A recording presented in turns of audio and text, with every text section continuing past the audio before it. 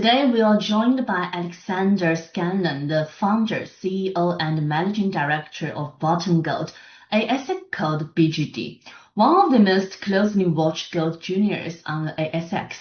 Barton recently completed a successful $3 million premium placement to support drilling at its Tunkillia Gold Project and accelerate exploration at its high-grade Tulmer silver discovery. In today's interview, Alex will share Barton's capital strategy, key project updates, and the company's roadmap for growth in Australia's dynamic precious metals sector. Good afternoon, Alex. Welcome to today's interview. Thank you very much for having me. Barton recently completed a $3 million premium placement. What was the strategy behind it? What investor interest did you see? And how will the funds be used?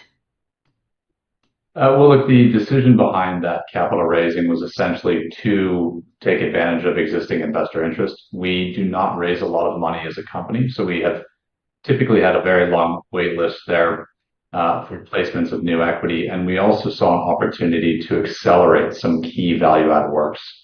We recently published an optimized scoping study for our large-scale expansion project, which demonstrates that a central higher-grade core offers a very fast payback period. So we actually raised this amount of money to accelerate the upgrade drilling there and allow us to accelerate financing conversations. Barton has raised under 13 million in equity, but generated over 12 million in non-dilutive capital. How does this reflect your philosophy, and will it continue? It will continue, certainly. It is a central portion of our strategy. Again, having defined a large-scale development pathway, what we've done is we've said, here is a target of institutional scale in terms of potential value for the company. Naturally, for today's investors, we want to get to this destination with as small dilution as possible. And we cannot forget that while we have been focused on our future expansion project, we also have what we call our stage one assets. So we have an existing fully permitted mill, we have stockpiles, we have spare equipment. And the idea is not only to leverage those assets to a stage one operation to fund our growth, but to actually make those assets generate a return for us. So we've done that a number of ways, and that certainly will continue. And the objective, again, is to get a large-scale, multi-billion-dollar outcome on a lower cost, lower risk, and lower dilution model. Thank you. Let us talk about the project development. What's the legs for the starter pit at Tunkillia, and what drilling or permitting milestones are expected this year? So that's where that $3 million comes in very particularly. Because of the payback period, which is essentially financially underwritten by that starter pit, and to be specific, that starter pit is modeled to produce around $800 million in gross free cash flow during the first year of operations. So it will pay back the development of the entire Tunkillia project 2 times over in the first 12 months, and actually a third time over in the next 12 months. So from a financial standpoint, this underwrites not only the strong economics of the project, but it's also critical to financing conversations. So we are going to be starting drilling there in September, October, November to increase or upgrade the confidence in the resource to measured and indicated, and this will allow us to bring forward institutional credit financing conversations much, much faster than would typically be achieved in a project like this. Tulmer looks like a high-grade silver discovery. What's the scale, and how will the new RC drilling help move it forward? It's an excellent question, and in many ways, the RC drilling is very much to answer that question. It is very interesting. So this is an historical gold field with a history of high-grade gold production. In 130 years of high-grade gold production, we have never seen any mention of high-grade silver. So to find such extraordinarily high-grade silver, and we're talking about silver grades over 17,000 grams per ton in one intersection, that is so unusual that it's very interesting. But we have presently only 7 drill holes in one line.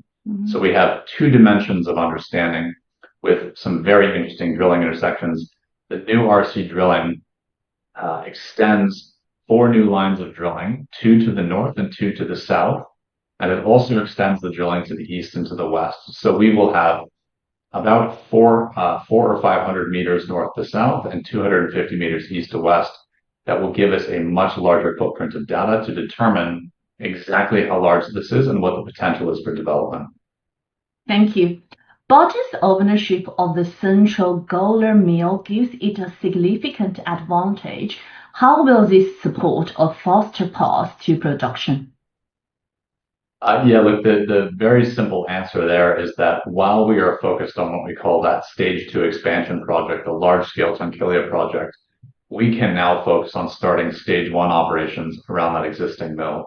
And the idea, again, is this is our destination, but we can use this mill to cheaply start operations, cheaply start producing free cash flow, and then pay for the development of stage 2. So again, it goes hand in hand with the low cost, low risk, and low dilution model. And the very significant advantage there is not only the existence of the mill, but the fact that it is fully permitted and fully licensed. So we don't need to wait 2 or 3 years for permitting, licensing, and construction. That's so cool. With gold prices at record highs, what is your outlook for the gold and silver markets? Some analysts like UBS caution that valuations are stretched and investor focus is shifting. Do you agree? And how might this affect earlier stage companies like Barton Gold? Look, I think the market outlook for gold and silver are divergent. I know that typically people will look at silver as a cheaper version of gold, but I think we all recognize, and this is really driven particularly by technical innovation in China, that silver is increasingly an industrial input into photovoltaic panels or solar panels.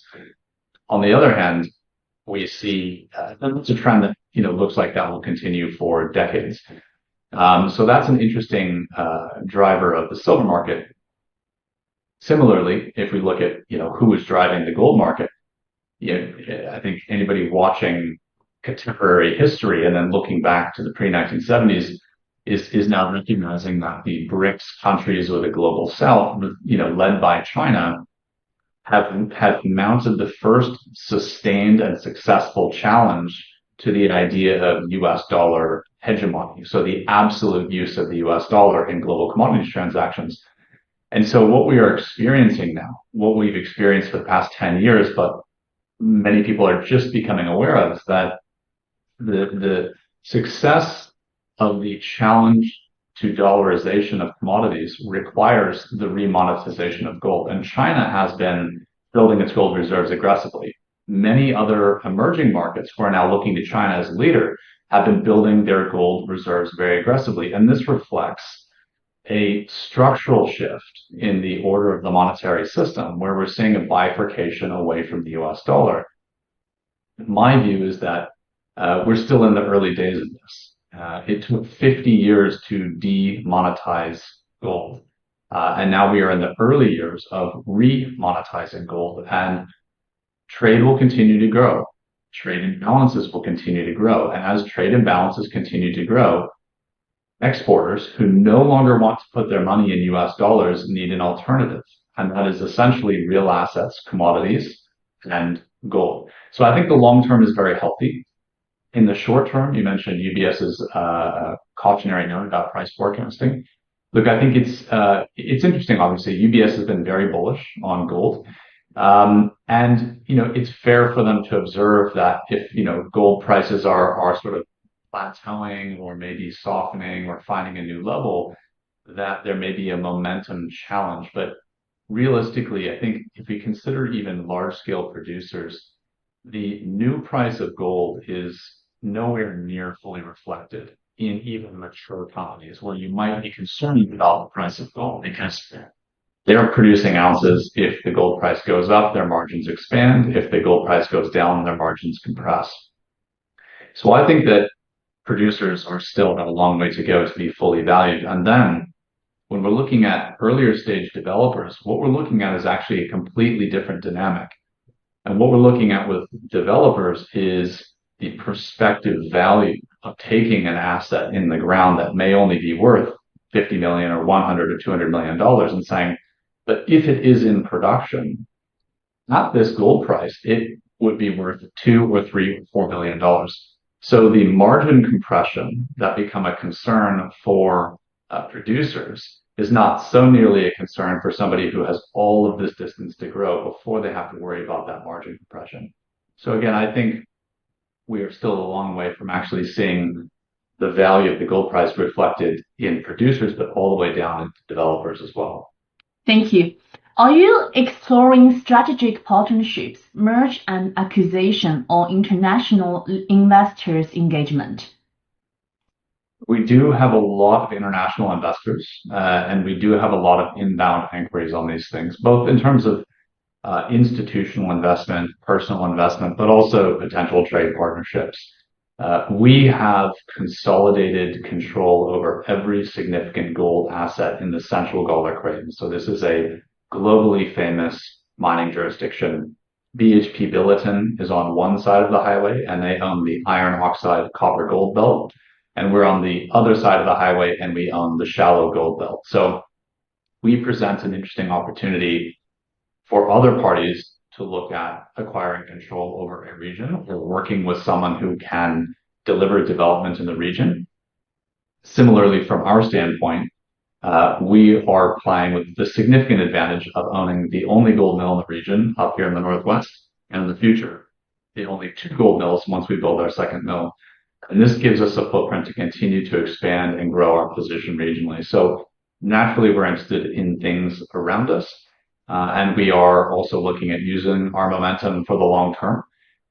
We have defined what our second stage growth profile looks like. And naturally, if we're thinking long term, we must already be thinking about what stage 3, stage 4, and stage 5. So we are actively looking at opportunities, but we are very, very selective about what we do. Last question from me. What are Barton's top priorities for creating shareholder value in 2025 to 2026? So the number one shareholder value creation strategy this year is to now deliver the plan for our stage 1 operations. So we will be upgrading the resources around our existing mill. We'll be publishing studies for the refurbishment and repurposing of that mill. And we will be publishing a feasibility study to start operations during 2026. So this represents that transition from pre-operations into operations. And that's a very, very large value transition of the business. In parallel, our second focus is, again, upgrading and underwriting that stage 2 development asset. And then our third stream of focus is the high-grade silver drilling at our Gawler discovery, because that certainly has potential to be a very exciting third base of value for us. Thank you so much, Alex, for your time today. We look forward to hearing more updates from you in the future. Thank you. Thank you very much.